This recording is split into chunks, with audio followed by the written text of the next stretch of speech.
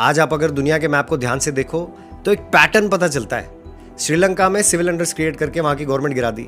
पाकिस्तान के prime minister Imran Khan को jail में ठूस दिया, नवाज शरीफ को उसी जगह बिठा दिया। बांग्लादेश में शेख हसीना को छोड़ के जाना पड़ा अपना देश, बच के इंडिया आना पड़ा, इतना सिविल अनरेस्ट वहां क्रिएट किया गया। नेपाल में सेम, यूथ सड़कों पे, पार्लियामेंट पे अटैक। म्यांमार में सेम, चारों तरफ इतनी अफरा तफरी।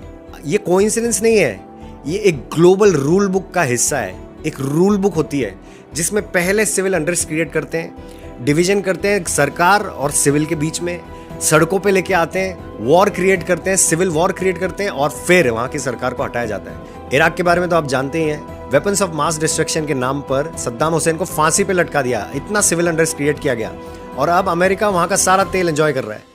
Same is the case happening in Venezuela right now. Maduro और उसकी वाइफ को उनके कंट्री में से उठा लिया और इंटरिम प्रेसिडेंट बोल के किसी और को, जुआन को वहां पे बिठा दिया। वहां का ऑयल, वहां का गोल्ड, उस पर कब्जा करने का उसका टैक्टिक है ये।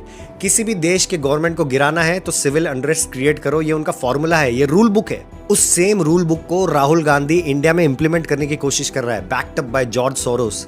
सिस्टम बायस हो चुका है, बोलता है डेमोक्रेसी खतरे में है, भारत जोड़ो यात्रा निकालो, जनगणना करो। भारत टूटा कब था जब उसको जोड़ना है। किसान आंदोलन, इतना सुंदर प्लान बनाया था मोदी सर ने। किसान डायरेक्टली अपना फसल इंडिया के किसी भी स्टेट में बेच सकता था और किसी भी ट्रेडर्स को कोई खतरा नहीं था। लेकिन मैनिपुलेट कैसे किया ट्रेडर्स को और किसानों को खुद रोड पे ले आए। आप सोचो फिर भी भारत अपने कदमों पे कैसे खड़ा है। खड़ा ही नहीं, ग्रो कर रहा है। 7.8 GDP, 4th largest economy in the world.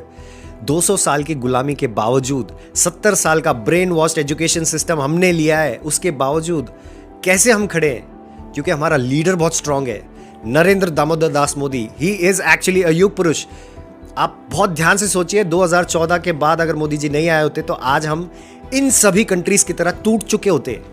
और सेकंड फैक्टर है, हमारे खून में बसा हुआ भगवत गीता और महाभारत। हमको सही और गलत का ज्ञान है। हमको पता है कि बचपन से तो सुना ही है कि बाहर विदेशों में दिमाग नहीं होता, भारतीयों में बहुत दिमाग होता है। आज ये प्रूव हो रहा है कि भारतीयों में दिमाग क्यों है, क्योंकि इनके बहकावे में, इनके नैरेटिव्स में, उन रूल बुक के हिसाब से जो भी राहुल गांधी करने की कोशिश कर रहा है, हम उसके बहकावे में आ ही नहीं रहे। जितना भी प्रेशर हो, फॉरेन एनजीओज का, ग्लोबल लॉबीज का, मीडिया नैरेटिव्स का, अमेरिका ने ढेरों सैंक्शंस लगाने की कोशिश की, लेकिन हमको ऑयल लेना है, मतलब लेना है, हमारा फायदा हम देखेंगे।